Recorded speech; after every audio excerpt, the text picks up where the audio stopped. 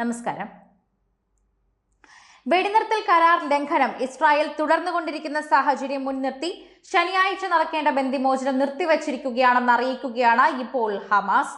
ഗുരുതര പ്രത്യാഘാതം ഉണ്ടാകുമെന്ന് ഇസ്രായേൽ മുന്നറിയിപ്പ് നൽകിയിട്ടുണ്ടായിരുന്നു. എന്നാൽ ഇതിനപ്പുറമുള്ള ഒരു പ്രത്യാഘാതം ഒന്നും ഞങ്ങൾ അനുഭവിക്കേണ്ടിയില്ല. കഴിഞ്ഞ ഒരു വർഷമായി തന്നെ അനുഭവിക്കുന്നത് അത്തരം ഒരു കാര്യമാണ്. അതിനിടയിൽ ഗസ വില കൊടുത്ത് വാങ്ങി സ്വന്തമാക്കുമെന്ന് US പ്രസിഡന്റ് ഡൊണാൾഡ് ട്രംപും ഇതിനിടയിൽ അറിയിക്കുന്നുണ്ട്. 2 ആട്ടിൻകുട്ടികളെ പരസ്പരം അടിച്ച് ചോര കുടിക്കുകയാണ് ട്രംപ് എന്നാണ് പറയുന്നത്. വെടിനിർത്തൽ കരാർ വ്യവസ്ഥകൾ നിരന്തരം ലംഘിക്കുമെന്ന് ഇസ്രായേൽ സമീപനം തിരുത്താതെ തന്നെ ബെഞ്ചുമോചനമില്ല എന്ന് തന്നെ ഇപ്പോൾ ഹമാസ് പറഞ്ഞു. ആദ്യഘട്ട വെടിനിർത്തൽ ഭാഗമായി 5ാം ബന്ദി കൈമാറ്റവും തടവുകാരുടെ മോചനവും നടന്നെങ്കിൽ ഇരുപക്ഷവും രൂപപ്പെടുത്തിയ വ്യവസ്ഥകൾ നഗ്നമായി ലംഘിക്കാനാണ് ഇസ്രായേൽ നീക്കമെന്ന് ഹമാസ് കുറ്റപ്പെടുത്തി. തടവുകാരുടെ കൈമാറ്റം വൈകിപ്പിക്കുക, ഗസയിൽ ആശുപത്രികൾക്കും മറ്റും വേണ്ട അടിയന്തര സഹായം തടയുക, വടക്കൻ ഗസയിലേക്ക് മടങ്ങുന്ന ഫലസ്തീനികൾക്ക് നേരെ ആക്രമണം നടത്തുക, 2ാം ഘട്ട വെടിനിർത്തൽ ചർച്ചകൾക്ക് വിഘാതം സൃഷ്ടിക്കുക എന്നിവ കരാർ ലംഘനമാണെന്ന് ഹമാസ് സൈനിക വിഭാഗമായ അൽ ഖസാം ബ്രിഗേഡ് വക്താവ് അബു ഉബൈദ പറഞ്ഞിട്ടുണ്ട്. കരാർ പ്രകാരം ശനിയാഴ്ച നടക്കേണ്ട 3 ബന്ദികളുടെ മോചനം നീട്ടിവെച്ചതായും തന്നെ അബു ഉബൈദ അറിയിച്ചു. ഹമാസ് പ്രഖ്യാപനത്തെ തുടർന്ന് ഇസ്രായേൽ സൈനിക രാഷ്ട്രീയ നേതൃത്വം തിരക്കിട്ട കൂടിയാലോചനകൾ കൂടി ആരംഭിച്ചിട്ടുണ്ട്. ശനിയാഴ്ച കരാർ പ്രകാരം ബന്ദികളെ കൈമാറിയില്ലെങ്കിൽ പ്രത്യാഘാതം ഗുരുതരമായിരിക്കുമെന്ന് ഇസ്രായേൽ പ്രതിരോധ മന്ത്രി മുന്നറിയിപ്പ് നൽകി.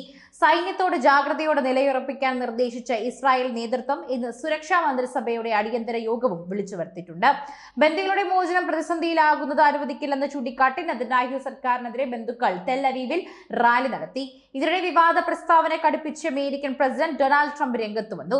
ഗസ വാങ്ങാനും സ്വന്തമാക്കാനും താൻ പ്രതിജ്ഞാബദ്ധമാണെന്ന്, ഫലസ്തീനികൾക്ക് ഗസയിലേക്ക് തിരിച്ചു വരാൻ അവകാശമുണ്ടാകില്ലെന്നും ട്രംപ് പറഞ്ഞു.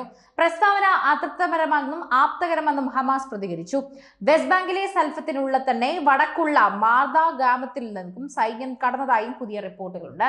ഇത് പുറത്തുവരുന്നത് പ്രകാരമാണ് ഇത്തരത്തിൽ ഇതിനിടെ ഹമാസുമായുള്ള വെടിനിർത്തൽ കരാറിൽ വ്യവസ്ഥ ചെയ്തിരുന്നത് പോലെ സൈന്യം ഇപ്പോൾ നെറ്റ്സരീം ഇടനാഴിയിൽ നിന്ന് പിന്മാറിയിരുന്നതായും പറയുന്നത്.